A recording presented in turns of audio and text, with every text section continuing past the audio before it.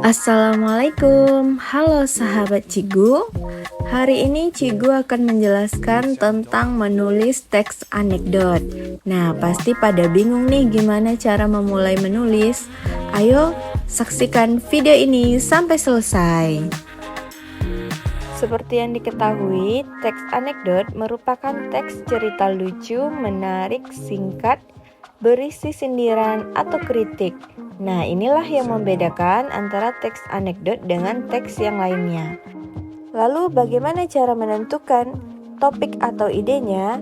Yang pertama itu melalui fenomena-fenomena yang terjadi di hari ini atau di sekitar. Contohnya, pendidikan, sosial, budaya, atau hal-hal yang viral yang akan kalian sampaikan. Setelah itu, seperti yang kita pelajari sebelumnya, anekdot memiliki struktur. Yang pertama, orientasi, komplikasi, dan evaluasi. Dalam menulis, ketiga ini adalah rancangan agar terbentuknya sebuah teks anekdot tersebut. Oleh karena itu, siswa Ciku harus memahami tiga ini agar bisa menulisnya. Pertama, itu adalah orientasi. Orientasi ini adalah awalan atau pengenalan tokoh tersebut, menceritakan tentang apa, kapan, di mana, siapa, mengapa, bagaimana. Hal ini sangat mudah ya. Misalnya kita bisa mencari topik dan hal ini dilakukan oleh siapa, di mana, bagaimana, kapan, dan ini akan menuju ke permasalahan yang akan terjadi di dalam teks tersebut sehingga teks tersebut akan terlihat menarik.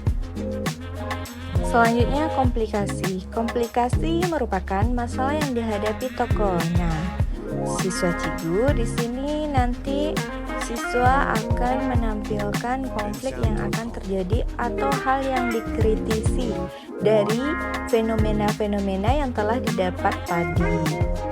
Selanjutnya, evaluasi. Evaluasi itu adalah komentar terhadap isu atau pesan dari fenomena. Nah, di sini setelah terjadi konflik tadi, maka ada semacam gagasan atau seperti majas yang telah kita pelajari ya. Nah, di sini dilampirkannya. Di sini adalah komentar-komentar atau pesan mengenai konflik-konflik yang terjadi. Pada bagian ini disebut juga dengan koda.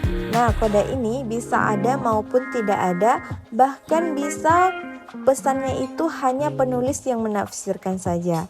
Hal inilah yang membuat anekdot itu merupakan teks cerita yang unik. Setelah kalian memahami ketiga struktur tadi, maka hal inilah cara menulis teks anekdot. Yang pertama, tentukan tema atau gagasan pokok tadi, bisa saja dengan hal-hal yang viral. Yang kedua, tentukan tokoh, alur cerita, kritik sindiran, pola penyajiannya, pesan amanat, dan buatlah kerangka berdasarkan struktur yang kalian pahami tadi. Hal inilah yang menjadi inti dari menulis teks anekdot. Berikut pola penyajian dari teks anekdot. Nah, sahabat Cigu bisa membuat pola penyajiannya dalam bentuk uraian. Nah, di sini seperti paragraf narasi ya, merupakan cerita, atau seperti stand up komedi yang disampaikan atau yang dituliskan seperti narasi.